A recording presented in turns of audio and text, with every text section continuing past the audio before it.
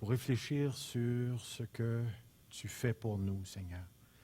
Alors, au fur et à mesure que nous allons avancer ce soir dans notre conversation, remplis-nous de ton esprit pour qu'on puisse t'aimer, Seigneur, vraiment, vraiment être remplis, Seigneur, pour qu'on t'obéisse dans les moindres choses. Parle à nos cœurs.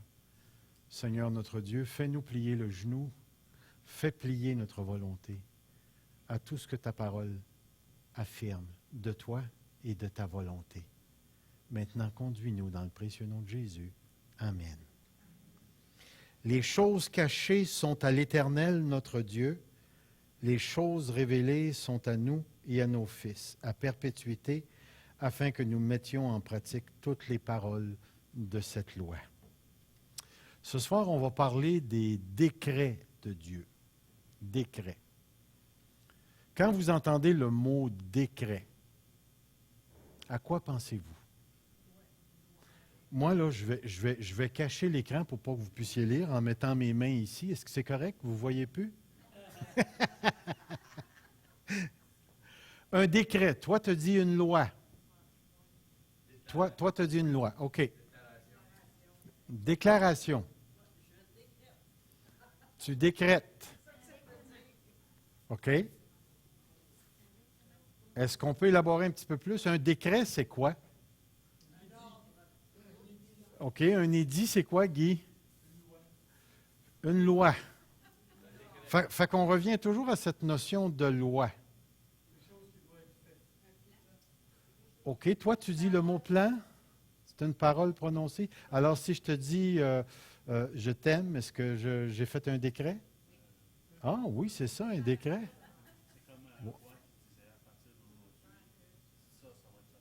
OK. Alors, lui, il dit, c'est comme un roi qui disait, à partir d'aujourd'hui, c'est ça qu'il va y avoir. On vient à la loi, une décision.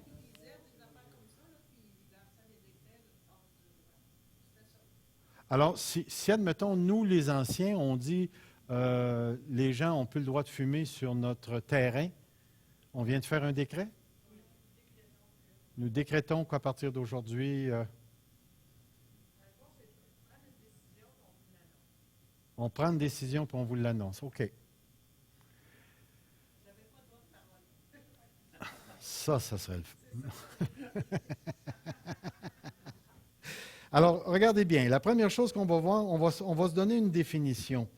Il y a certains théologiens qui ont défini les décrets de Dieu peuvent être définis comme les desseins éternels de Dieu, fondés sur son conseil le plus sage et saint, par lequel il prescrit librement et immuablement pour sa propre gloire tout ce qui se produit.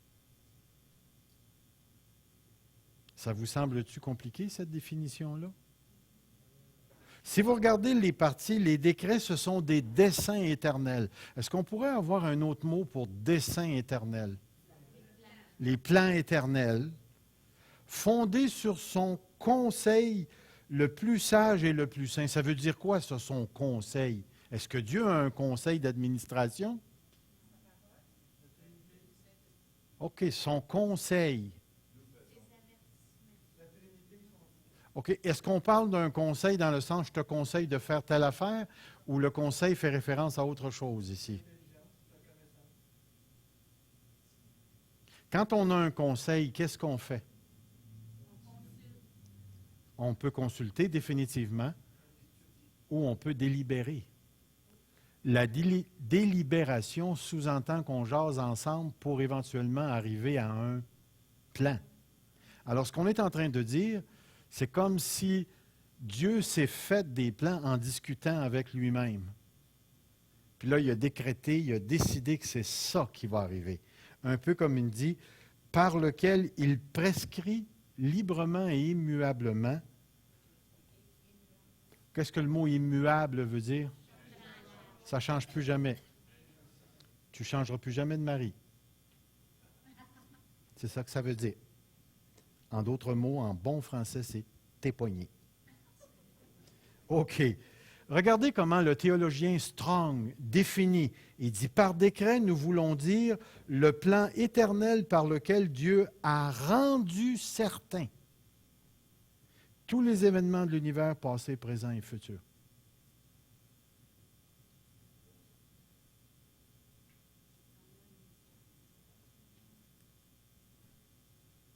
Il a rendu certains tous les événements de l'univers passé, présent et futur. Tous les événements. Êtes-vous d'accord ou pas d'accord avec ça? La fille qui se fait violer sur le coin de la rue, c'est-tu un événement? Est-ce qu'elle a été décrétée par Dieu? Parce que regardez, la définition est englobante.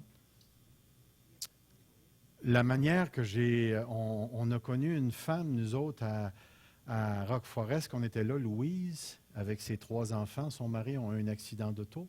La mère est morte, le père s'est cassé une jambe, et puis les 3 enfants sont en chaise roulante. Est-ce que c'est un événement décrété par Dieu?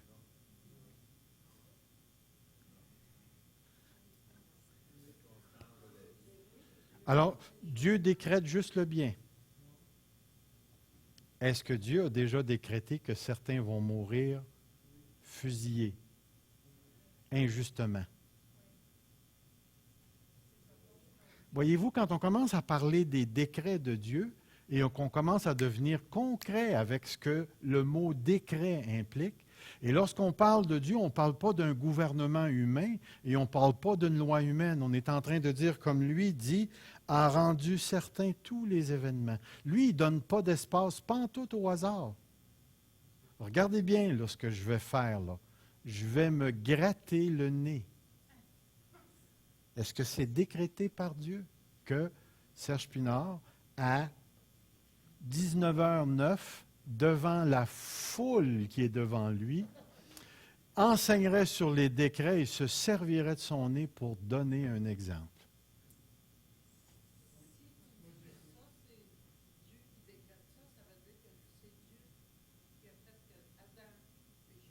Est-ce que c'est Dieu qui a fait qu'Adam a péché? Bonne question. Guy?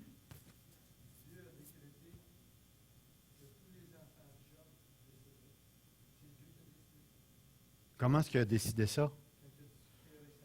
Ah, c'est intéressant ça. Est-ce qu'il y a eu un décret là? Tout ce que je veux vous faire sentir là, c'est que la parole de Dieu va parler de décrets. Mais je veux vous faire sentir à quel point, lorsqu'on jase des décrets, comme on a senti le péché originel puis la relation avec les enfants, comment quelquefois la doctrine nous emmène à susciter des questions qu'on ne se pose pas souvent. Il n'y a pas personne cette semaine qui s'est posé la question, est-ce qu'il y a un décret de Dieu sur ma vie? C'est important à penser, oui.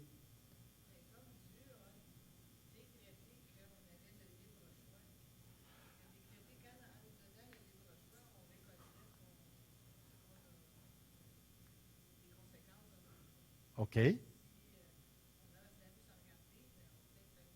OK, si tu traverses la rue, puis tu as regardé, puis tu te fais frapper, est-ce que c'est décrété que Roxane se ramasserait paraplégique? Voyez-vous l'idée? C'est à réfléchir. On va aller un petit peu plus loin.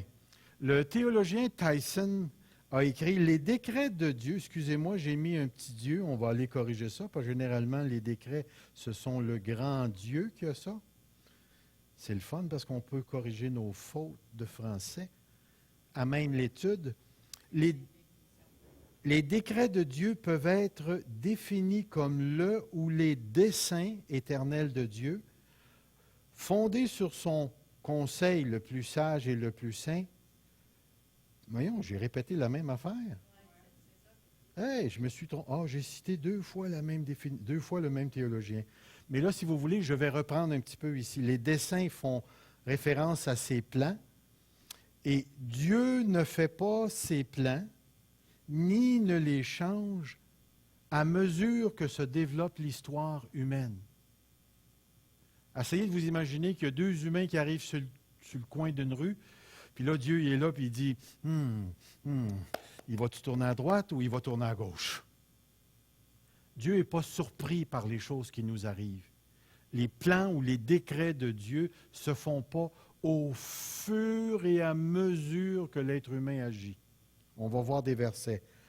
Son conseil le plus sage et le plus saint. Dieu est omniscient et sait par conséquent ce qui est le mieux. Il est absolument saint et ne peut donc pas avoir pour dessein quelque chose de mauvais. Mais pourtant, le péché est entré dans le monde et par le péché, la mort, et que la mort s'est étendue sur tous les hommes. Est-ce que c'est bon, ça? Est-ce que Dieu avait décrété la chute? Donc, il y aurait un événement que Dieu n'était pas certain qu'il arriverait.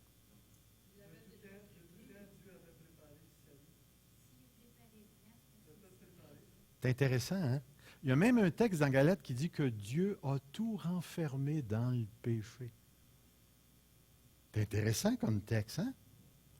Alors, les décrets de Dieu ont leur source dans la liberté de Dieu.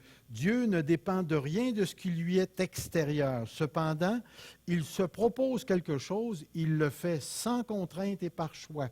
La seule obligation qui pèse sur lui sous ce rapport, c'est celle qui provient de ses propres attributs. Est-ce que Dieu peut ne pas être saint?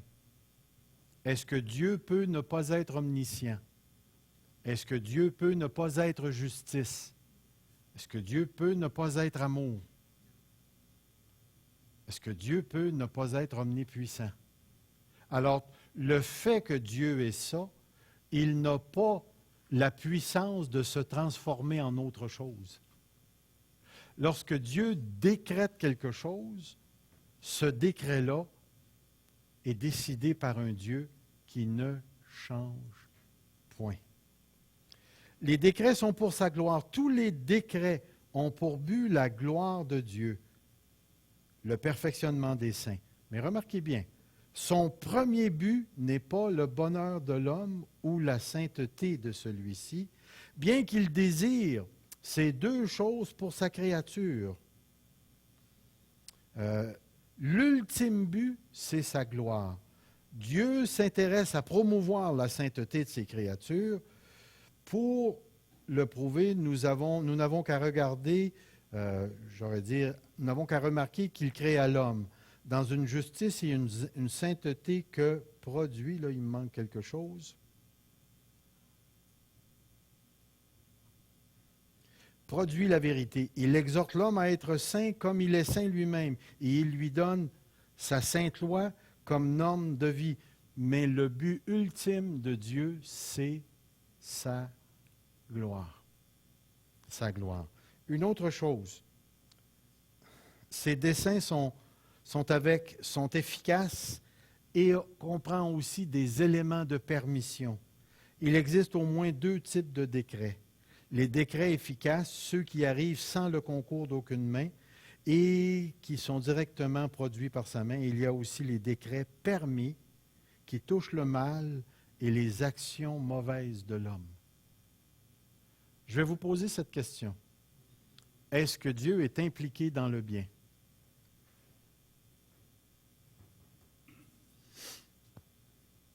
Oui ou non? Est-ce que Dieu est impliqué dans le mal?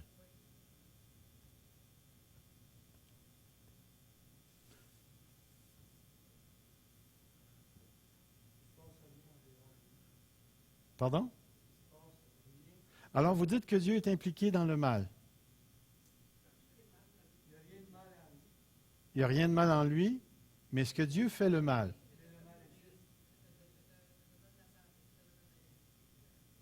Mais est-ce que c'est du mal moral? Est-ce que Dieu est impliqué dans le péché? Avez-vous des textes bibliques pour prouver ça?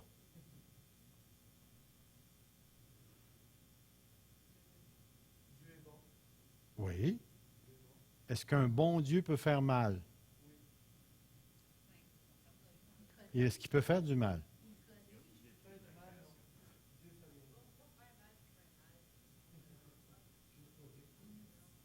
Voyez-vous, toutes les questions qui sont posées nous permettent de préciser notre compréhension de Dieu. Comment on comprend le Dieu qu'on sert? Parce que quand on va se retrouver dans certaines situations, la tendance des êtres humains, c'est d'accuser Dieu. Et la tendance des chrétiens, c'est d'accuser Dieu, de douter de lui et même voire jusqu'à l'ignorer ou lui être indifférent ou arrêter de le prier à cause de ce qu'ils comprennent de lui. Alors, il est important pour nous de vraiment comprendre que notre Dieu n'est pas nécessairement à la mesure de ce qu'on pense. Une chose qui est certaine, qu'on va voir, on va le voir un petit peu plus bas, Dieu n'est certainement pas l'auteur du mal, car Dieu, on lit dans Jacques chapitre 1, le verset 13, que Dieu ne tente personne et qu'il est lui-même tenté d'aucune manière. Le mal ne provient pas de Dieu. Mais est-ce que Dieu a une relation avec le mal? La réponse, c'est oui. Mais est-ce qu'il a la même relation avec le mal qu'il a avec le bien? La réponse, c'est non. Alors, quand Dieu a permis à Satan d'attaquer Job, est-ce que Satan aurait pu attaquer Job sans la permission de Dieu? Alors, on est en train de dire que vous avez Dieu, puis vous avez Job. Qu'est-ce qu'il y a entre les deux? Satan. Ça voudrait dire que Dieu a atteint Job par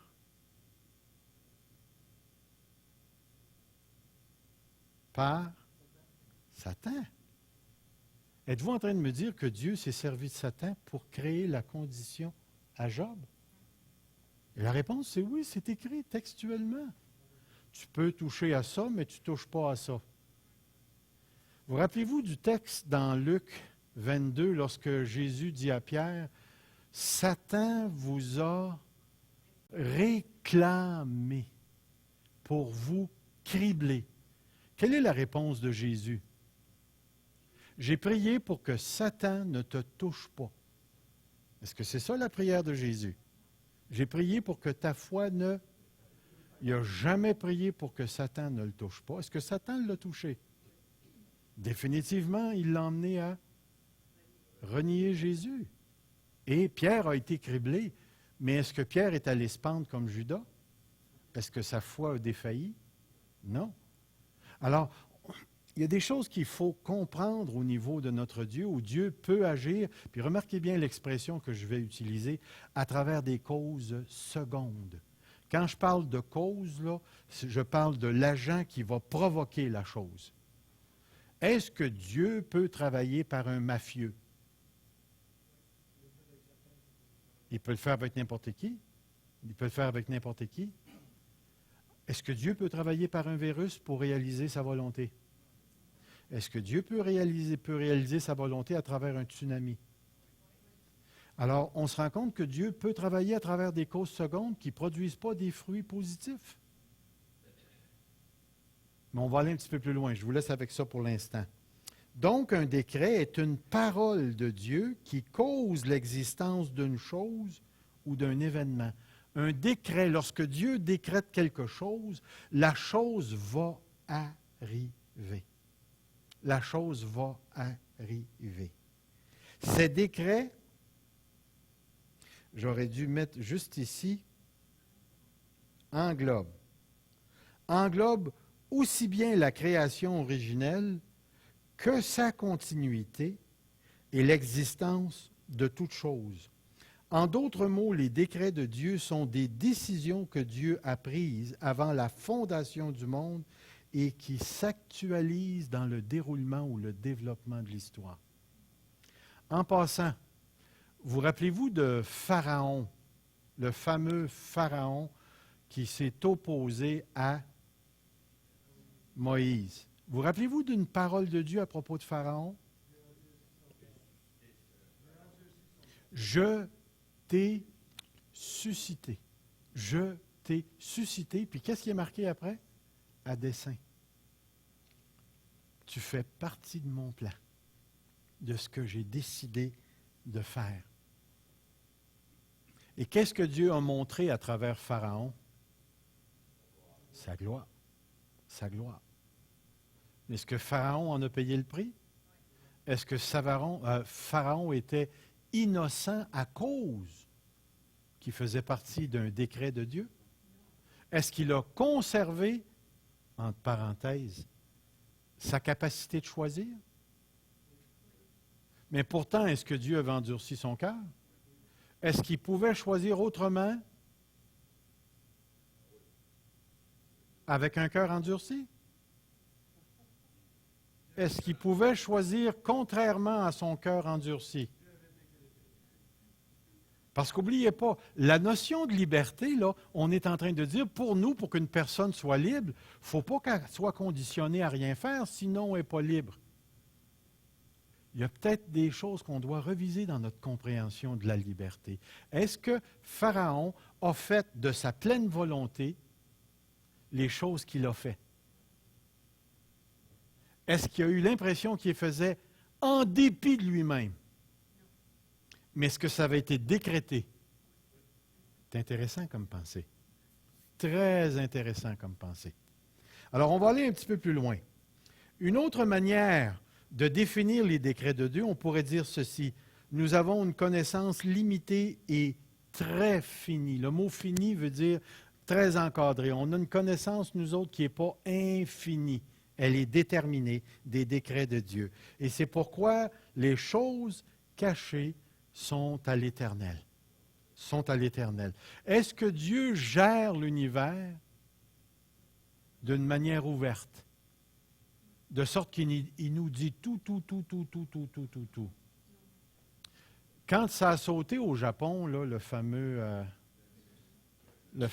affaire atomique, là, le réacteur atomique, là, est-ce que Dieu nous avait dit, bon, ben, dans 3 jours, je vais le faire sauter? Quand il y a eu le fameux tsunami là, au Bangladesh qui a tué je ne sais pas combien de 100 000 personnes, est-ce que Dieu a dit à tout le monde, OK, là, je vais faire ça? Non. Quand Dieu a fait susciter un volcan, est-ce que Dieu nous a demandé la permission? Il y a des choses dans l'histoire de l'homme qui sont secrètes et que tu ne pourras jamais connaître ou voir à moins que Dieu les dévoile. Donc, il y a des choses que Dieu connaît à propos de moi. Juste pour vous donner un exemple, là. Combien de temps allez-vous vivre? Vous ne le savez pas. Vous viendrez me voir après, je vais vous le dire. Mais vous rappelez-vous d'un super de beau texte dans le psaume qui dit « Je suis une créature si merveilleuse. » Puis un petit peu plus bas, c'est marqué « Tous les jours qui me sont destinés sont... » Est-ce que tu vas dépasser? Est-ce que Dieu sait le nombre de jours que tu vas vivre? Gilles? Yeah?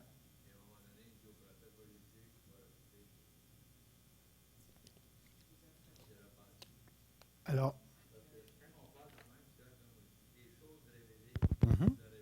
yeah? Yeah?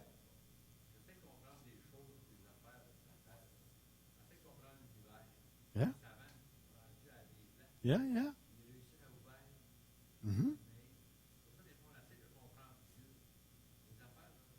Yeah.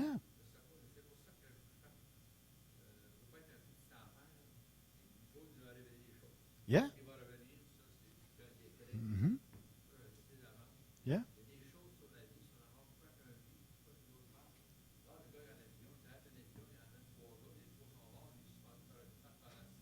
Mm-hmm.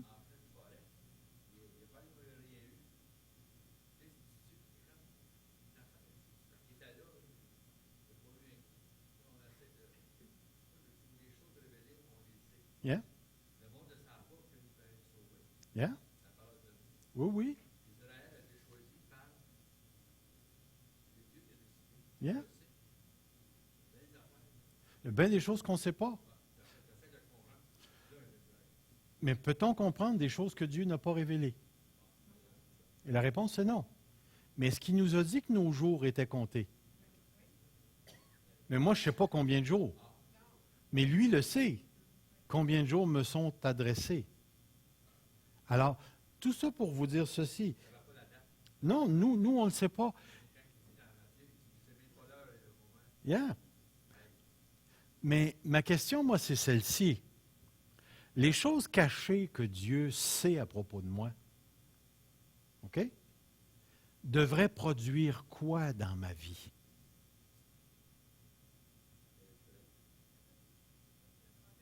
Les choses que Dieu sait à propos de moi que je ne sais pas. Le fait que moi, je sais que Dieu sait des choses à propos de moi que je ne sais pas, puisqu'il m'a déjà donné un laps de temps de vie qui ne dépassera pas la date limite que Dieu m'a fixée. OK? Qu'est-ce que ça devrait produire dans ma vie?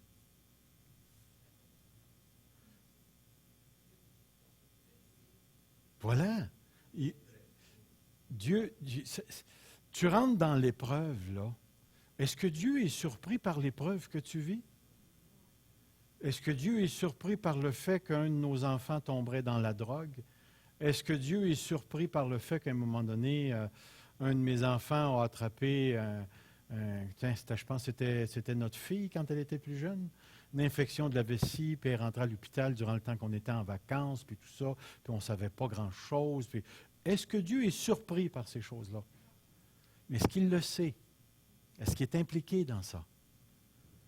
Qu'est-ce que ça devrait susciter dans ma vie? Autrement dit, la question finale qu'on va se poser, j'espère, à la fin de l'étude, c'est qu'est-ce que ma compréhension du fait que Dieu a des décrets devrait faire dans ma vie? Jean, tu as quelque chose à dire?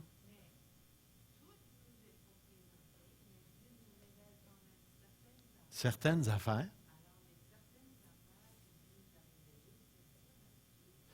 Oui, mais les choses qu'il nous a présentées devraient servir de tremplin pour lui faire confiance quand on fait face à des choses qu'on ne connaît pas que lui sait. Est-ce que vous me suivez? Dieu a déjà prouvé par les choses qu'il nous a révélées que même s'il ne nous révèle pas les choses qu'il ne veut pas nous révéler, on devrait continuer de lui faire confiance. C'est toujours, on va le voir ça aussi. Alors, les décrets de Dieu sont des actes éternels provenant d'une volonté parfaite et sont logiquement liés les uns avec les autres. Je vais vous donner des versets tout à l'heure. Les décrets de Dieu font référence à ce qui est en dehors de la personne de Dieu. Dieu ne s'est pas décrété lui-même d'être saint ou omniscient. On a vu ça tout à l'heure. Les décrets de Dieu s'étendent à toute la création, la gestion de la création jusqu'au déploiement et à l'application de sa grâce et à la permission du mal. Ça veut dire que avant même que la création existe, Dieu savait déjà comment ça finirait.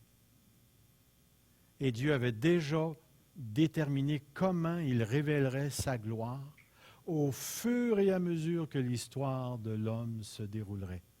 Là maintenant, quand tu dis une affaire de même, la première chose que les gens disent, on est juste des robots. On n'a plus de liberté. Entre vous et moi, là, je vais vous donner un ordre. OK? Puis faites-le pas. Résistez. Grattez-vous le nez.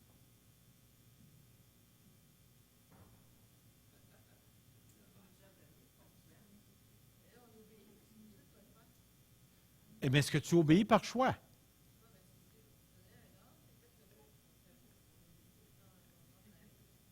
Mais si tu étais un robot, aurais-tu été capable de choisir de ne pas le faire? Yeah?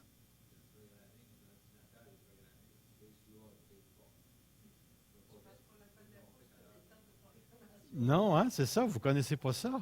Alors, l'idée, c'est que même si Dieu a déjà tout planifié, remarquez bien ce que je veux dire. Les actions libres des hommes font déjà partie de son plan. Alors, on va aller un petit peu plus loin. Regardez. Là, on va commencer à rentrer dans la parole de Dieu. Je vais descendre ça ici. Les décrets de Dieu sont éternels. Dans Actes 15, 18, c'est écrit, est-ce que c'est assez grand? Est-ce que vous êtes capable de lire? Ça va? Si je l'agrandis, je ne sais pas si ça marcherait. Je l'agrandis un petit peu plus, je vais le tasser. dit le Seigneur qui a fait ces choses de toute éternité. Dieu a fait des choses de toute éternité. En lui, Dieu nous a élus quand? Avant la fondation. Remarquez, qu'est-ce que le mot « élire » veut dire, le verbe? Choisi. Est-ce que tu as déjà choisi dans un menu dans un restaurant? Alors imagine-toi, tu t'en vas au resto, tu vas à la Casa du Spaghetti et tu décides de manger un spaghetti aux fruits de mer. Mais il y a peut-être 50 choses dans ce menu-là qui vont te dire « c'est pas juste. Tu avais déjà une tendance pour les fruits de mer, blablabla, bla, bla, bla, on n'avait pas de chance. » C'est pas comme ça que ça fonctionne. Choisir, c'est toujours choisir parmi un groupe de choses. Et ici, Dieu nous dit qu'il nous a choisis avant la fondation du monde.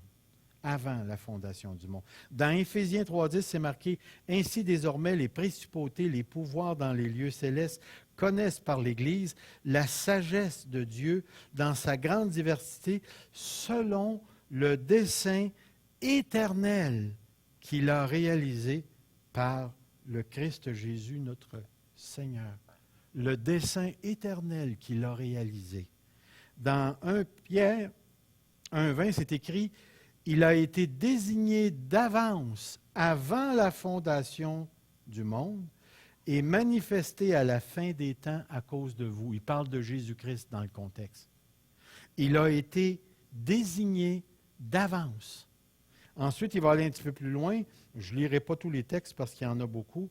Je vais lire 2 Corinthiens. « Nous prêchons la sagesse de Dieu mystérieuse et cachée que Dieu avait prédestinée avant les siècles pour notre gloire. » Dieu avait tenu caché quelque chose pour le révéler juste quand les temps seraient accomplis en Jésus-Christ.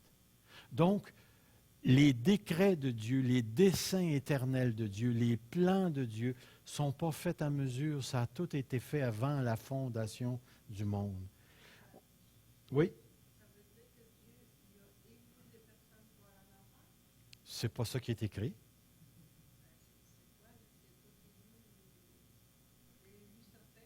Voilà, c'est ça. Non, tu ne trouveras jamais un texte qui dit ça. Ça veut dire qu'il a choisi un groupe de personnes. Ça, c'est ton raisonnement qui dit ça. Mais ce n'est pas la parole de Dieu. Non, il n'y a rien qui manque. Dieu a choisi des gens, puis il en a laissé d'autres. Mais il n'y a pas une place qui dit qu'une personne est prédestinée en enfer. Tu ne retrouveras jamais un verset. Ça veut dire que lorsqu'une personne fait la conclusion que tu fais, là, elle va plus loin que ce que la parole affirme. Elle va plus loin que ce que la parole affirme. Il n'y a pas de texte qui nous dit que tous ceux qui n'ont pas été choisis sont prédestinés en enfer. Il n'y a pas rien qui dit ça. Maintenant, tu peux tirer la conclusion, mais n'oublie pas, quand tu tires une conclusion, tu ne viens pas de trouver une vérité. Parce que toute conclusion se mesure à la parole de Dieu. Alors, je sais, il y a des gens qui ont même inventé la théologie qu'on appelle la double prédestination. Certains sont prédestinés à aller au ciel, d'autres sont prédestinés à aller en enfer. Mais n'oublie pas, ces gens-là fonctionnent avec la logique. Ils n'ont pas de preuves bibliques pour affirmer ce qu'ils disent. Maintenant, est-ce qu'il y a des gens qui vont aller en enfer? La réponse, c'est oui. Mais maintenant, est-ce qu'ils vont aller en enfer à cause de Dieu? Est-ce qu'on va pouvoir arriver à la fin et dire, Seigneur, tous les gens qui sont en enfer, parce que si tu dis prédestinés en enfer par un choix de Dieu, tu es en train de dire que Dieu a choisi de les envoyer là, puis ils ne pouvaient pas faire autrement, ils sont pognés là, puis c'est de la faute de Dieu s'ils sont là. Parce que, n'oublie pas, tu ne pourras jamais arriver devant Dieu et dire, Seigneur, tu as vraiment bien fait de me choisir parce que moi, je suis parfait en moi-même. Puis, si tu ne m'avais pas choisi, ça aurait été une injustice. Est-ce qu'on peut dire ça de Dieu? Non. Mais est-ce qu'on va être capable? Oui, qui ont décidé. Qui vont aller en enfer. Mais l'idée, là, c'est que parce qu'il a choisi quelques-uns, est-ce que quelqu'un va aller en enfer parce qu'il n'a pas été choisi ou les gens vont aller en enfer à cause de leur péché et non pas à cause du choix de Dieu?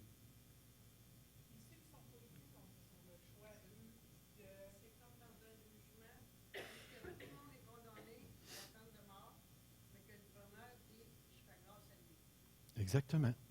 Alors, est-ce que le gouverneur est injuste? Est-ce qu'il est obligé de faire grâce à tous? Est-ce que la grâce et la justice fonctionnent de la même manière? Est-ce que les gens qui s'en vont en prison à cause du gouverneur ou à cause de ce qu'ils ont fait? C'est pour ça que je dis qu'on ne retrouvera aucun texte dans l'Écriture qui nous dise que Dieu a prédestiné. Parce qu'aussitôt que Dieu prédestine, il est la cause. Si moi je vais au ciel, c'est parce que lui m'a aimé le premier.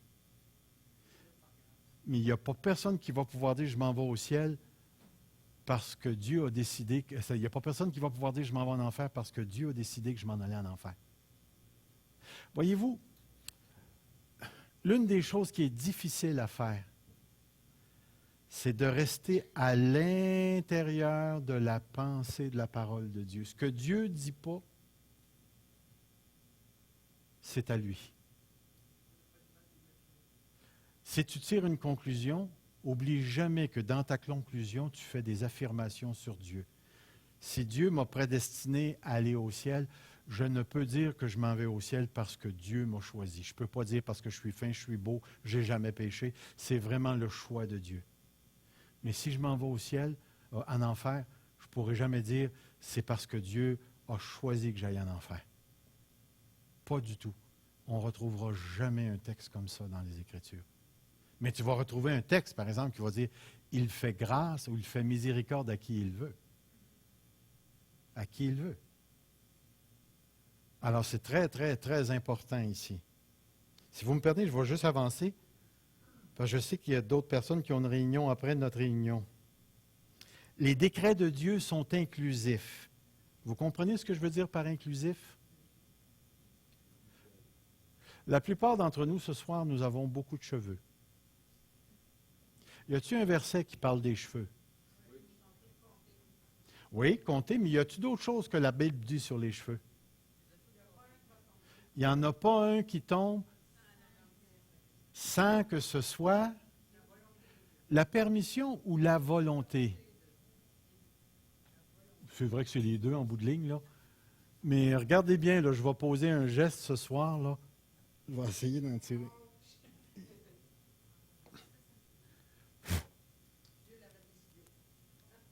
Puis pourtant, c'est moi qui ai choisi de m'enlever le cheveu.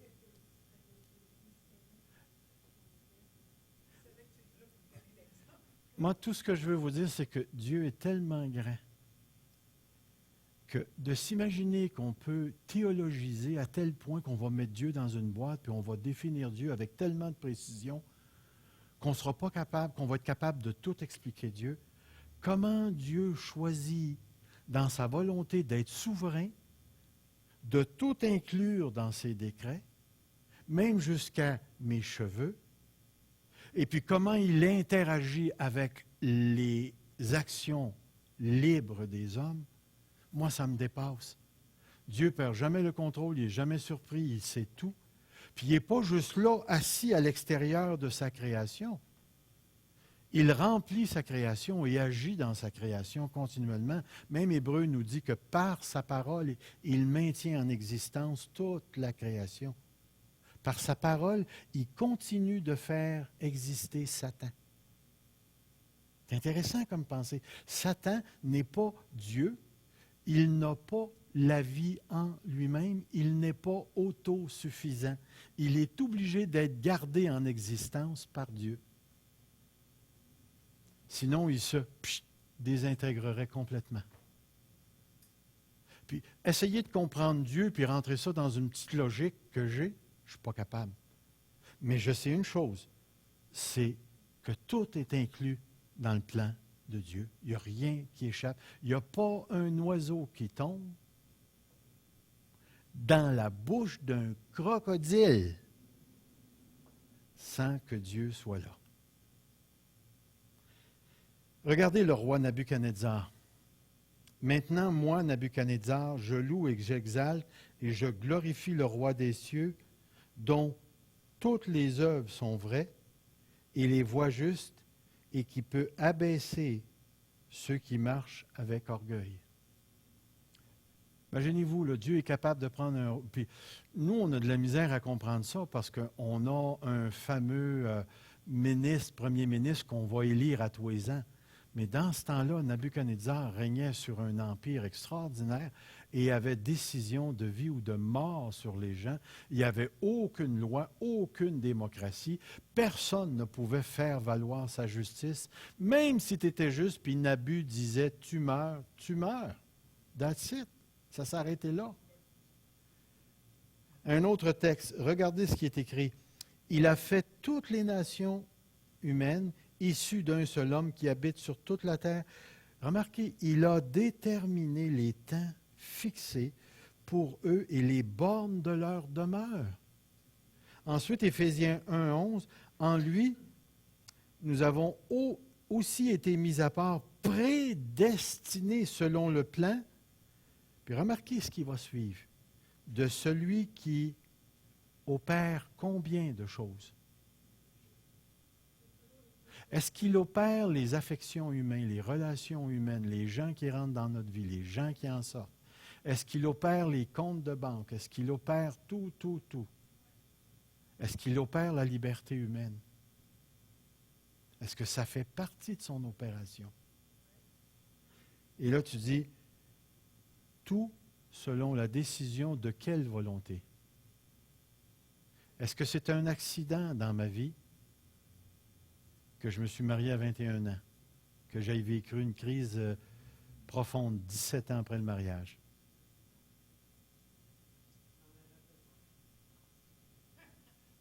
En tout cas, je sais que j'aurais pu m'en passer, là, mais... Et voilà. Et voilà. Alors, il y a des conclusions que je peux tirer que Dieu ne tire pas. Les événements particuliers, on jette le sort dans le pan de la robe, mais toute décision vient de l'Éternel. Qu'est-ce qu'il est en train de dire?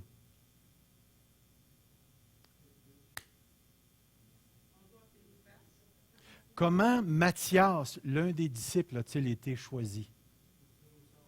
Tiré au sort à la courte paille. Tiré au sort. Matthieu, ne vendons pas 2 moineaux pour un sou. Cependant, il n'en tombe pas un sur terre sans la volonté de votre Père, et même les cheveux de votre tête sont comptés. Les actions libres des hommes, Éphésiens 2, il va dire, car nous sommes son ouvrage, nous avons été créés en Christ pour de bonnes œuvres que Dieu a préparées d'avance afin que nous les pratiquions. Souvenez-vous donc de ceci. Puis là, il va donner Philippiens chapitre 2, 3. C'est lui qui opère en vous le vouloir et le faire selon son dessein bienveillant. Alors, si je ne veux pas, moi, obéir, ça veut dire que c'est de la faute à Dieu parce qu'il ne produit pas le vouloir et le faire en moi. Il y a juste les rebelles qui pensent comme ça. Acte 4, 27. Car en vérité, contre ton oint, contre ton saint, serviteur Jésus, à qui tu as donné l'onction, Hérode et Ponce Pilate se sont ligués. Qu'est-ce que le mot « liguer » veut dire? Ils se sont associés ensemble. Qui s'est associé? Hérode et Ponce Pilate. Puis regardez, dans cette ville, avec les nations, avec les peuples d'Israël, pour faire tout ce que ta main et ton conseil avaient déterminé d'avance. Est-ce que Hérode et Pilate ont agi contraire à leur volonté? Est-ce qu'ils se sont réellement ligués? Est-ce qu'ils ont fait exactement ce que Dieu a fait, avait prévu, avait déterminé? Définitivement. Dieu travaille aussi dans la vie de ses enfants. Je vais en lire juste un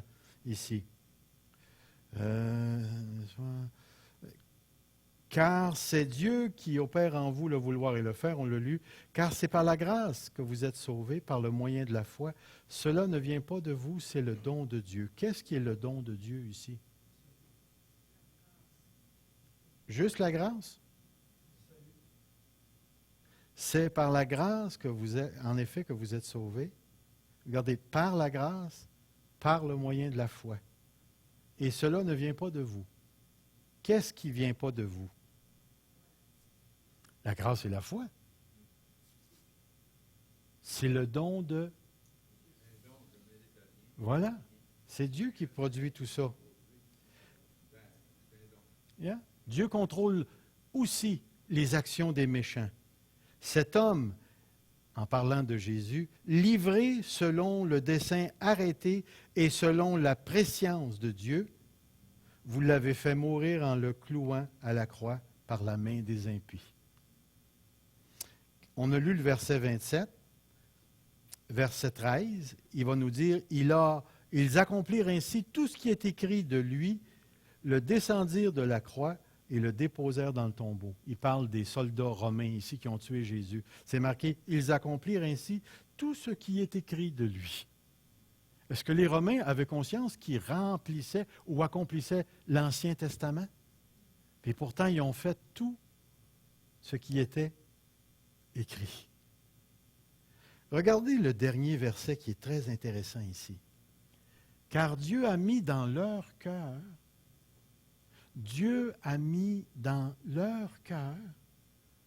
d'exécuter son dessein, d'exécuter un même dessein et de donner leur royauté à la bête jusqu'à ce que les paroles de Dieu soient accomplies. Puis remarquez bien ici, qui a mis dans le cœur le dessein? Et qu'est-ce qu'il a mis dans leur cœur? Un même dessein. Et quel était ce dessein-là? De donner leur royauté à la bête. Est-ce que ces gens-là étaient libres de donner leur royauté à la bête? Mais parce que Dieu avait mis le dessein dans leur cœur, est-ce que c'était certain qu'ils donneraient leur liberté, c'est-à-dire qu'ils donneraient leur royauté à la bête? Définitivement. Est-ce que ces gens-là étaient libres?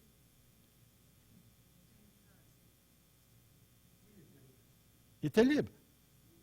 Mais je reprends ta question, Roxane, ou ton commentaire. Une personne qui est influencée, parce qu'elle est influencée, elle n'est pas libre? Ah, définitivement qu'elle est libre. Quand on parle de la liberté, voyez-vous, c'est toujours la chose. La plupart des gens ont tendance à dire Dieu est souverain, mais tu as aussi la liberté humaine. Non, c'est pas comme ça que ça marche. Dieu est souverain et tu as aussi la liberté humaine. Je vais juste finir ma pensée. Pourquoi? Parce que la liberté humaine, là, ce n'est pas un absolu, ça a été créé. Et tout ce qui est créé dépend de Dieu pour son existence et son exercice. Le cœur du roi est où? Dans la main de Dieu, et il l'incline où il veut. Il y a beaucoup de projets dans le cœur de l'homme, mais ce sont les desseins de l'Éternel qui s'accomplissent. Linda.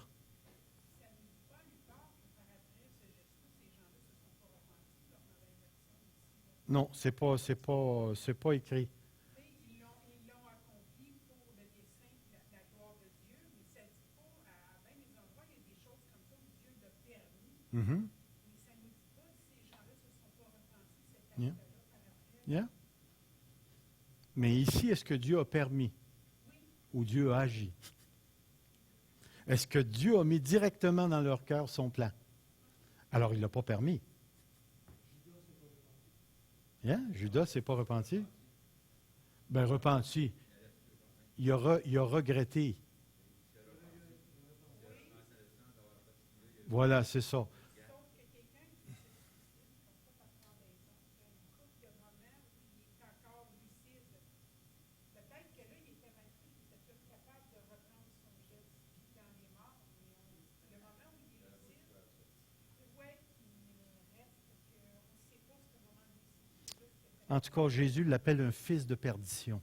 Alors, on sait où ce qu'il est. Il est en enfer. Il n'a pas à sortir de là. Une chose qui est intéressante ici. Je vais vous donner 3 textes de la vie de Joseph. Puis, au passage des trafiquants madianites, ils, les frères de Jésus, tirèrent Joseph et le firent remonter de la citerne. Ils vendirent Joseph pour 20 cycles d'argent aux Ismaélites qui l'amenèrent en Égypte. Vous vous rappelez de ça? 45,7. Dieu m'a envoyé devant vous pour vous assurer un reste dans le pays. Qui parle? Joseph.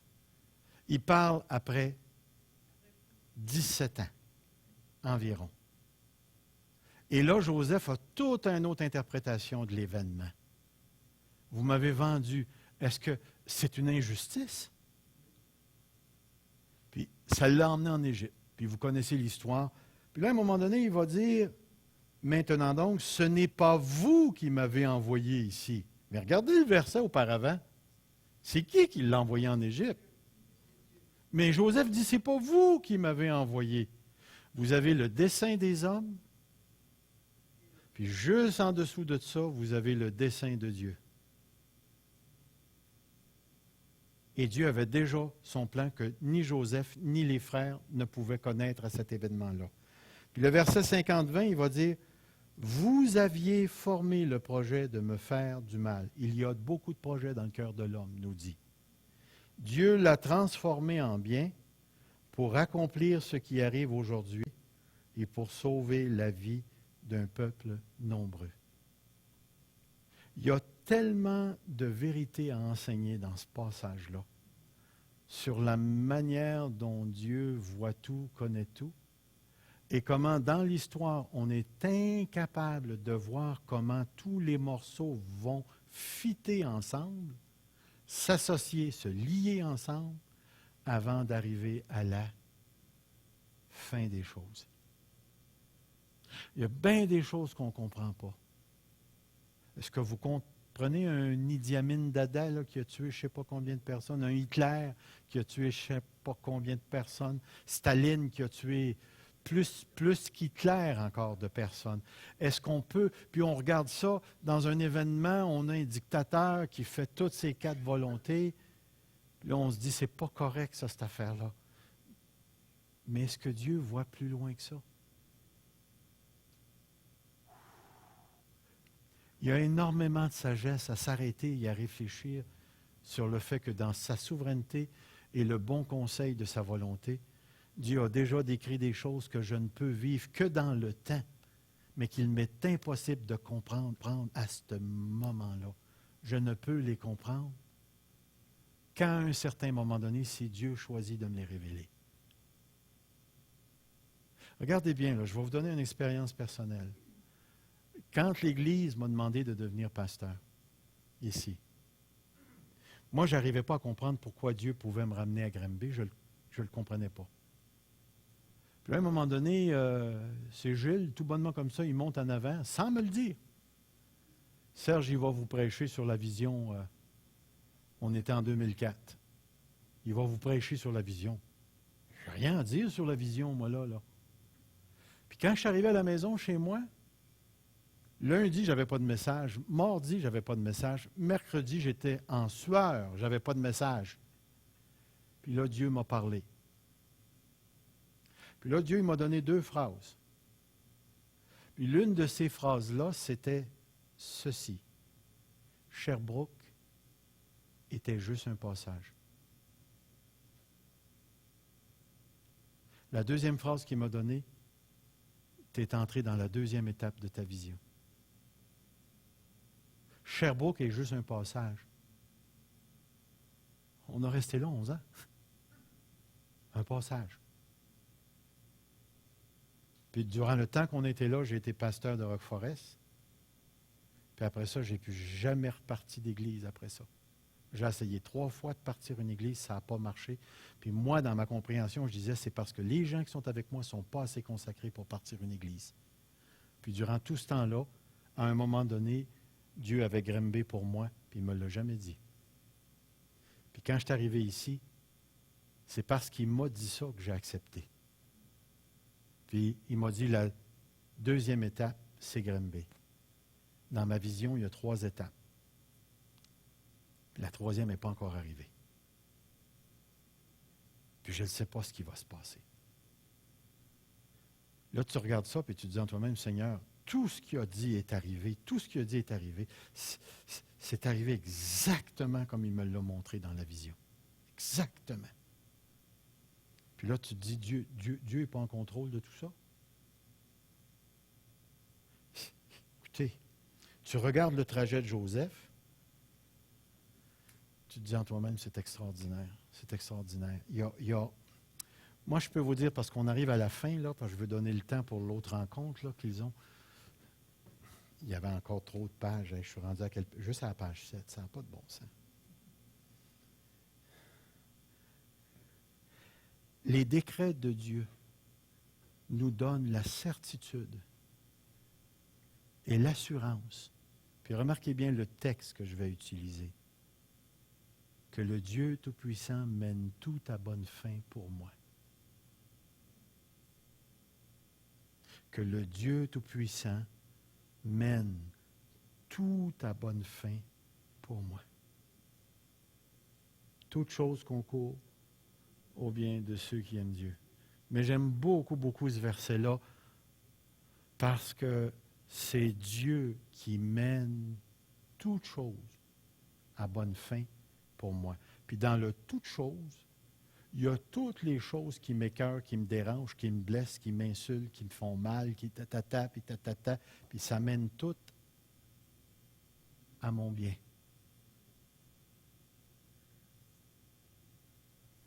Je suis en train d'apprendre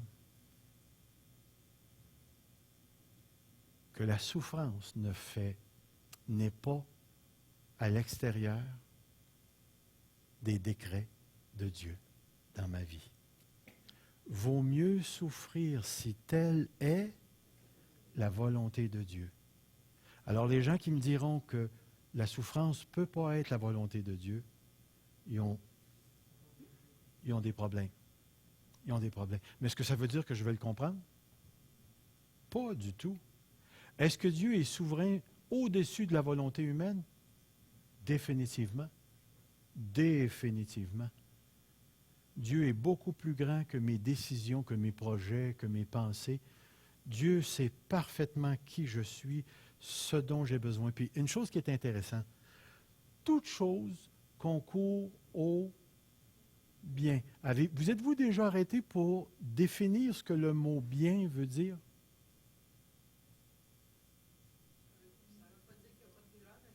Mais c'est quoi le bien? Le bien, là, vous êtes dans Romains 8, 28, le bien. Si vous lisez les prochains versets, là, c'est marqué, il nous a prédestinés à être semblables à l'image de... C'est ça le bien. Dans le contexte, c'est ça le bien. Le bien, c'est pas un char, une maison, puis être heureux, puis de l'argent en banque, puis jamais être malade, puis avoir des vieux jours. Le bien dont le texte parle, c'est qu'en bout de ligne, tu vas être comme lui. C'est ça, le bien, d'être comme lui. Et même Jésus n'a pas échappé à la souffrance. Puis il a dû apprendre l'obéissance par les choses qu'il a souffertes. Toute chose concourt à mon bien. Mon bien, c'est d'être comme lui. Puis vous le lirez dans le texte. C'est peut-être la plus grande définition du bien dans le contexte de Romains chapitre 8. Et là, on se retrouve devant un Dieu qui mène toute chose à mon bien. Alors, on a quelqu'un d'extraordinaire. Puis remarquez bien ce que je vais vous dire. Il a pris pour moi, pour l'Église, pour le Québec, pour le Canada, pour des nations, il a déjà pris des décisions avant la fondation du monde. Pouvez-vous réaliser que je ne suis pas un accident? Que ça fait longtemps que Dieu me veut et que Dieu a déjà inscrit son nom sur mon cœur? mais ça s'est réalisé dans le temps. À cause d'une décision de Dieu, et je le bénis pour ça. Je ne suis pas venu au monde à l'époque où il n'y avait pas de toilette puis pas de douche. Moi, je veux une douche puis une toilette. Pas de bécosse. Puis il m'a mis là.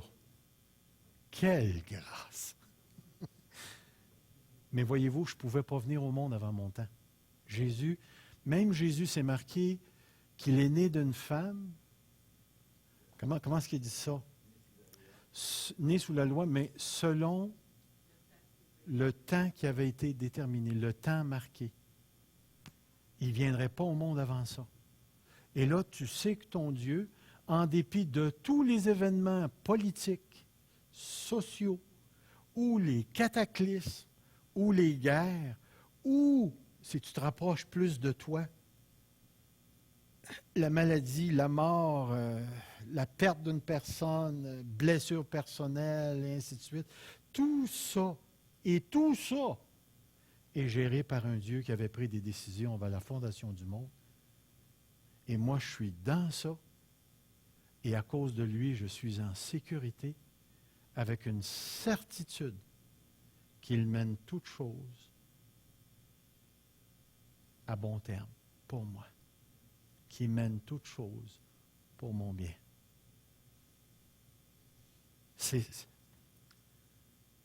Moi, je trouve ça, la source d'humilité et de confiance, elle est là. Si vous arrivez à croire que votre Dieu tient dans sa main le monde et qu'il tient votre vie dans sa main, il y a bien des choses dans votre vie que vous ne pourrez plus regarder de la même manière. Allez-vous souffrir? Oui. Allons-nous vivre des moments difficiles? Oui. Mais c'est tout là. C'est tout là. C'est dans sa main. Croyez en lui. Croyez en Dieu, croyez en moi, dit Jésus. Je vous ai déjà préparé une place. Gilles? Est-ce que dans les décisions de Dieu avant la fondation du monde, pour certains événements, la prière des chrétiens a été efficace? Le sens de dire, quand Jacques a été tué, ensuite on fait les pierres, de l'Église s'est mis à prier. C'était irrévocable, il va mourir, Pierre. Yeah. Mais est-ce que Dieu, à cause de la prière des saints, a envoyé un ange? Est-ce que Dieu a décrété que la prière des saints participerait à l'accomplissement de sa volonté? Est-ce que c'est ça que tu veux dire? La réponse c'est définitivement. Est-ce qu'il y a des choses qui n'arrivent pas? Là, c'est vrai que je rentre dans une autre dimension. Est-ce qu'il y a des choses qui sont en suspens, qui n'arriveront que parce que les enfants de Dieu prient? Puis qu'il y a des choses qui n'arriveront pas parce que les enfants de Dieu ne prient pas? La réponse c'est oui. La Terre, l'univers, ce n'est pas une machine. Les actions libres de ces enfants ont une grande importance et jouent un rôle important dans la vie. Puis Dieu a définitivement l'espace approprié pour réaliser des choses sur la base de la prière et se permettre de ne pas réaliser les choses sur la base de l'absence de la prière. Définitivement. Oui.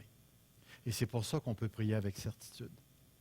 Comme Joseph avait eu la vision, avait eu des chances. Mm-hmm. Il a fallu qu'il garde plus. Yeah. Il y a des choses quand il était vrai. Il fallait qu'il garde plus parce qu'il gardait la vision. Puis la femme de Potiphar, comment elle se couchait, il y avait du succès. Yeah. Il disait que c'est la mort de Potiphar, c'était pas le. Yeah, yeah. Il garde plus. Ensuite, dans la prison, il garde plus encore. Ça, c'est la responsabilité morale de tous les êtres humains. Hein? Yeah. Mais est-ce qu'une personne peut se garder pure sans que Dieu le garde pur? Soit que Dieu l'avait déjà décrété ou Dieu l'avait déjà décroté. Alors, on s'arrête ici. Que Dieu vous bénisse et croyez en Dieu.